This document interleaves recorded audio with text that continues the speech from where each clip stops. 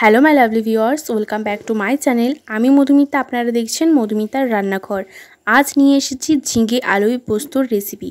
তার জন্য এখানে আমি 3টে ঝিঙে নিয়ে নিয়েছি, তার সাথে 2টো আলু নিয়ে নিয়েছি। ভালো করে ঝিঙেগুলোকে ছোট ছোট সাইজ করে আগে চোপা শুদ্ধ কেটে নেব, কারণ কি এই সময় আমাদের ঝিঙাটাকে একটু স্বাদ করে দেখতে হবে খেয়ে যে ঝিঙেটাকে তেতো নাকি মিষ্টি। যদি তেতো হয় সেই ঝিঙেটা বাদ দিয়ে দিতে হবে, যেহেতু প্রচুর গরম পড়ে গেছে। গরমের ফলে অনেক ঝিঙে কিন্তু তেতো হচ্ছে, আর তেতো ঝিঙের পোস্ত করলে সেই পোস্ত কিন্তু একদমই মুখে নেওয়া যাবে না।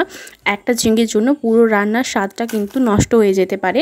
তার জন্য আপনারা অবশ্যই ঝিঙেটাকে স্বাদ করে নেবেন। তারপরে এখানে আমি একটা বাটিতে নিয়ে নিয়েছি কাজু, পোস্ত আর কাঁচা লঙ্কা। তারপর কড়াইটাকে আমি ওভেনের উপর বসিয়ে দিয়ে ভালো করে গ্যাসটাকে অন করে নিলাম। তারপর কড়াইটাকে কিছুক্ষণের জন্য একটু গরম হতে দিলাম। তারপর এর মধ্যে দিলাম সর্ষের তেল। আপনারা যে কোনো তেল ব্যবহার করতে পারেন, অথচ আমি আপনাদের একটা কথাই বলবো, রান্নাতে আপনারা অবশ্যই সর্ষের তেল ব্যবহার করবেন। পোস্ত হোক বা মাংস হোক বা মাছ হোক, তার স্বাদ কিন্তু দ্বিগুণ হয়ে থাকে। আর আমি রান্নাতে সর্ষের তেলই ব্যবহার করে থাকি।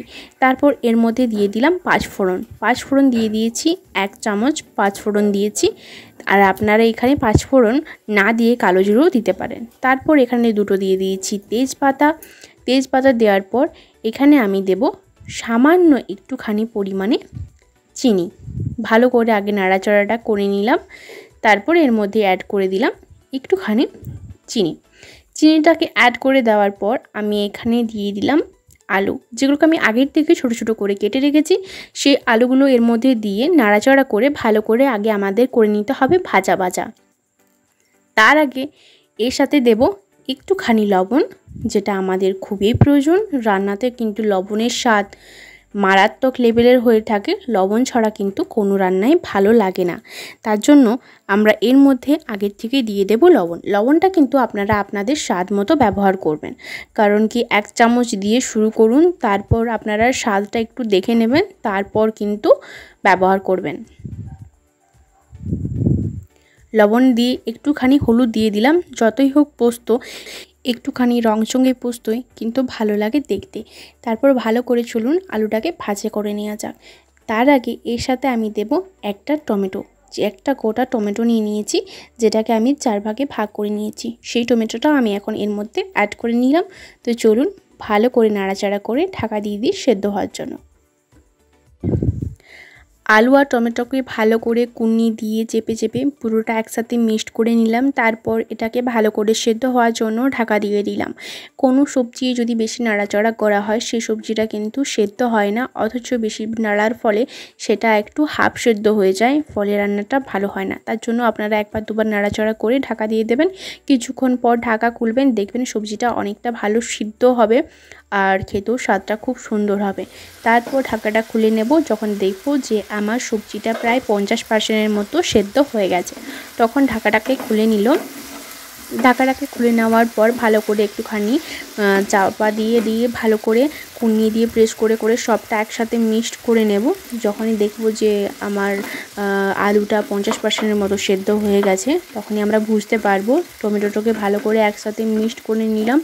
এরপর এর মধ্যে যে আগের থেকে ছোট ছোট করে ঝিঙেগুলোকে আমি কেটে রেখেছিলাম, সেই ঝিঙেগুলো কিন্তু আমি এর মধ্যে অ্যাড করে দেব। যেহেতু আমার আলুটা অনেকটা সেদ্ধ হয়ে এসেছে, পুরোপুরি সেদ্ধ করব না, ঝিঙেটা আলুটা একসাথে সেদ্ধ হবে, সেই জন্য কিন্তু একটুখানি নাড়াচাড়া করে নিলাম। তারপর এর মধ্যে কিন্তু আমি দিয়ে দেব ঝিঙে, যেটা আমি আগের থেকে ছোট ছোট করে কেটে রেখেছিলাম।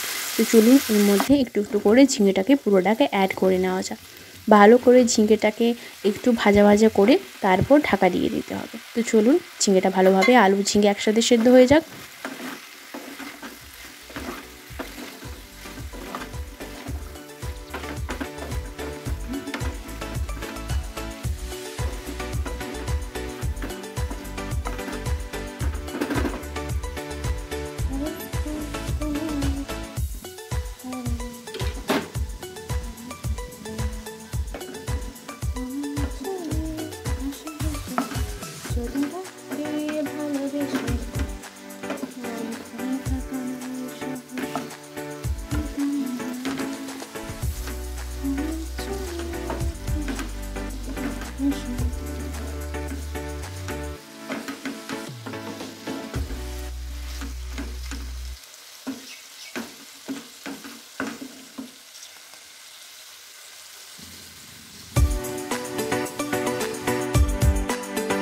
আলু ঝিঙে একসাথে সেদ্ধ করার জন্য কোনো জল ব্যবহার করতে হবে না, কারণ ঝিঙে থেকে একটা জল বার হবে।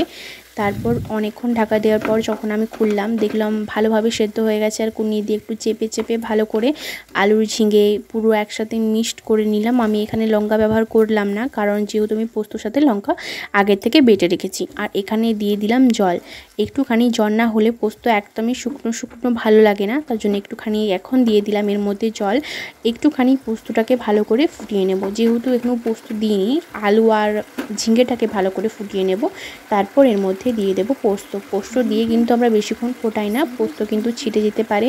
সেজন্য আগে আমি ভালো করে জল দিয়ে পোস্তর আগের যে মুড়টা মানে ঝিঙের আলুটা সেটাকে ভালো করে ফুটিয়ে নিলাম জল দিয়ে।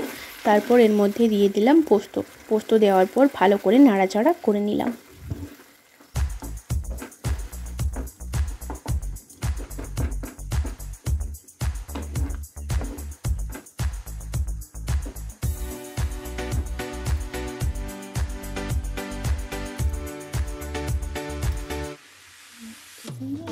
পোস্তটা হয়ে আসার পর এর মধ্যে দিয়ে দিলাম সর্ষের তেল।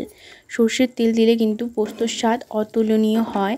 এরপর দেখতেই পাচ্ছেন যে পোস্তটা জাস্ট কতটা সুন্দর হয়েছে। গ্রীষ্মকালে গরম ভাতে এক বাটি পোস্ত আর মুসুরির ডাল হলে কিন্তু আর কিচ্ছু চাই না। এই গরমের মধ্যে কিন্তু আপনারা খুব একটা ঝাঁঝালো সবজি বা বেশি ঝাঁঝালো মশলা দিয়ে কিন্তু রান্না একদমই পছন্দ করবেন না। হালকা সাদাসিধে এই রান্নাটা কিন্তু আপনাদের কেমন লেগেছে আমাকে অবশ্যই কমেন্ট করে জানাবেন যে এই গ্রীষ্মের প্রথম ঝিঙের পোস্ত রেসিপিটা আপনাদের কেমন লাগলো অবশ্যই কমেন্ট করতে হবে। যদি আমার ভিডিও ভালো লেগে থাকে তবে like comment share and subscribe অবশ্যই করে নেবেন। তো চলুন আজকের মতো টাটা, পুরো ভিডিওটা দেখে নিন।